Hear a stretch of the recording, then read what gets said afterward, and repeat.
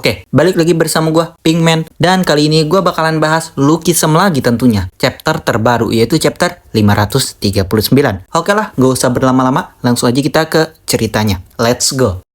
Oke, jadi chapter dibuka dengan Najegeon yang bilang ke si Cakar ini apa yang bakal dilakuin Jinrang kalau dia ngelihat si Cakar ini ketakutan. Gara-gara omongan Najegeon, si Cakar ini langsung nyadar kenapa dia harus takut. Ama dia juga terus nyerang Najegeon. Jang Yun yang ngelihat itu penasaran, bagian tubuh mana yang dilatih Raja Incheon. Najegeon juga ngakuin kalau si Cakar ini kuat. Si Cakar ini pasti bakal jadi raja kalau dia ada di wilayah lain. Si Cakar ini jadi makin pede nyerang Najegeon. Sampai akhirnya dia ngatain Najegeon kalau Najegeon itu setengah raja. Abis itu Najegeon yang kayak, lo bisa jaga rahasia gak sih? Ada bocah yang ngedenger nih. Najegeon juga bilang ke Jang Hyun kalau dia udah tahu tentang Jang Hyun. Jadi dia tertarik sama mau rekrut Jang Hyun. Dia juga nanya, menurut Jang Hyun seberapa kuat dia? Terus si Cakar ini nyerang Najegeon, tapi dia langsung diserang balik pakai satu serangan. Abis si Cakar ini kalah, mukanya didudukin Najegeon. Terus panel pindah ke si rambut silver ini yang terus nyerang Ji Gongsop sambil bilang kalau Ji Gongsop itu bukan yang kayak dulu lagi. Ji Gongsop nahan serangan si rambut silver ini, tapi si rambut silver ini bilang lagi kalau Ji Gongsop ini kasihan. Ji Gongsop udah gak bisa ngapa-ngapain dengan kakinya yang kayak gitu. Jadi harusnya dia ketemu Ji Gongsop lebih awal. Terus mereka berantem.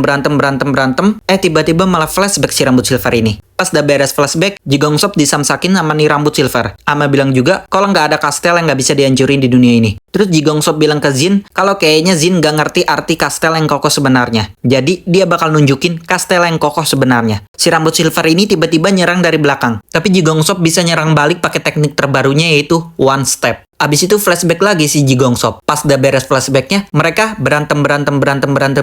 Ama Ji Gongsop bilang juga kalau kastel yang kokoh itu bukan kastel yang nggak bisa dihancurin, tapi kastel yang nggak bisa dideketin. Dan akhirnya kalah deh si rambut silver. Terus panel pindah lagi ke bawahan ini yang ngasih tahu ke Jinrang kalau ketiga orang yang dilawan sama Mateso, Ji Gongsop, sama Najegeon udah kalah. Tapi belum ada info dari dua orang sisanya. Dan chapter pun ditutup dengan Jinrang yang mau nyamperin mereka.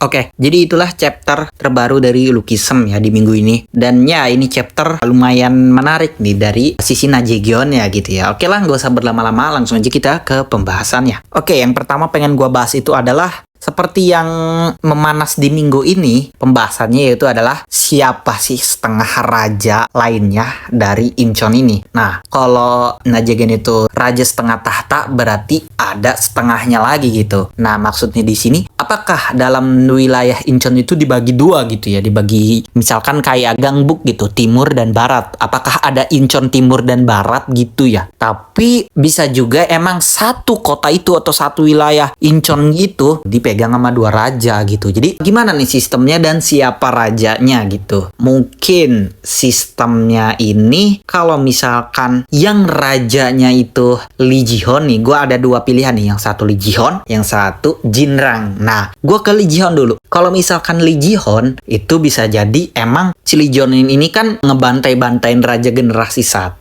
ngambil bagian tubuh dari mereka gitu, yang bagian powernya. Nah, kalau untuk kasusnya Najegeon ini malah dia nggak diambil. Jadi si Lee Ji-hoon ini ngelihat potensi yang ada di dalam Najegeon itu, potensi yang sangat besar gitu. Jadi dia lebih milih ambil setengah wilayahnya gitu. Ibaratkan kayak orang-orang di wilayah Incheon tuh udah tahu kalau misalkan rajanya sebenarnya Lee Ji-hoon, cuma dikasih pilihan tuh sama si LJ-nya gitu. Jadi akhirnya lah si Najegeon ngikutin Lee Ji-hoon gitu dengan syarat yaitu tetap jadi raja di situ gitu. Jadi sejauh ini kan kita lihat juga kalau si Najegeon ini nurutin apa kata si Lee Ji-hoon ini gitu. Kemungkinan emang diambil alih sama si Lee Ji-hoon. Jadi si Najegeon ini ngikutin semua perkataannya Lee Ji-hoon itu buat balikin reputasi Incheon ini gitu. Jadi nanti dia bakal balik lagi dengan imbalan bakalan dikasih tahta yang sepenuhnya. Begitu mungkin ya, mungkin aja gitu. Nah, kalau untuk yang Jinrang ini gimana? Kenapa bisa gue menebak setengah tahtanya ini Jinrang? Nah, gue ngelihat dari narasi pas ada di upacara kematiannya YSJ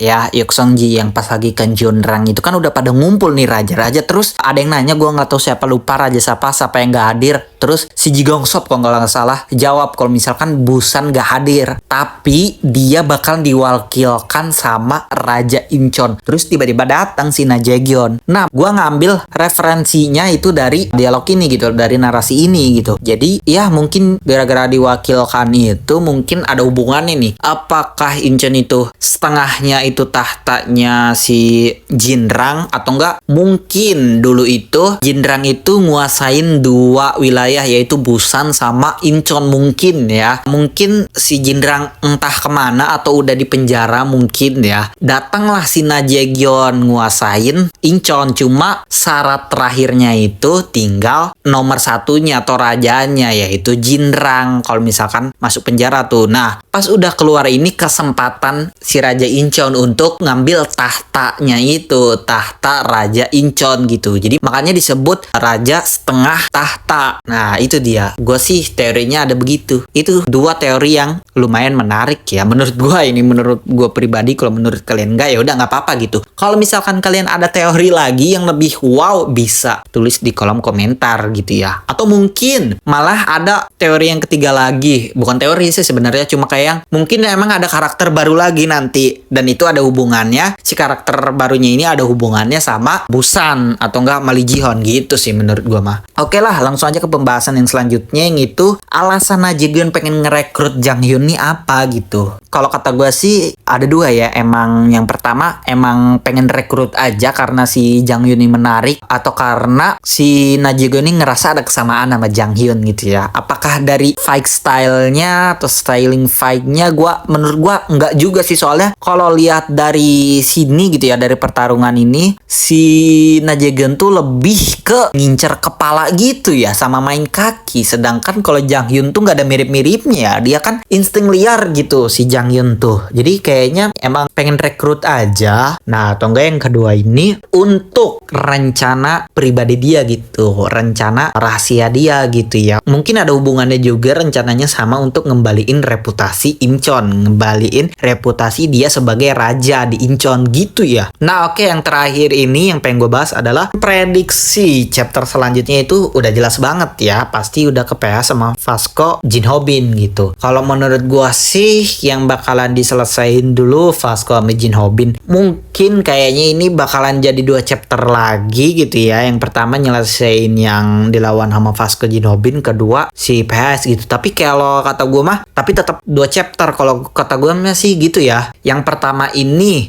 pasti diliatin dua-duanya gitu, panel PHS sama panelnya Jinhobin Vasco gitu ya. Mungkin di situ baru kayak yang klimaks belum sampai yang selesai. Abis itu baru chapter selanjutnya lagi, baru itu penyelesaian ngalahin si nomor 2 Busan Baeksang sama yang dilawan Vasco Jinhobin ini. Gitu sih kalau kata gua mah. Oke lah guys, mungkin untuk pembahasannya video ini cukup sekian aja. Jika kalian suka dengan video ini silahkan di like, komen, dan share ke teman-teman kalian. Dan jangan lupa juga subscribe ya. Itu adalah bukti support kalian sesimpel mungkin gitu ya. Dan jangan lupa juga untuk nyalain lonceng notifikasinya. Dan kurang lebihnya mohon maaf. Sampai jumpa lagi di video selanjutnya. Bye-bye.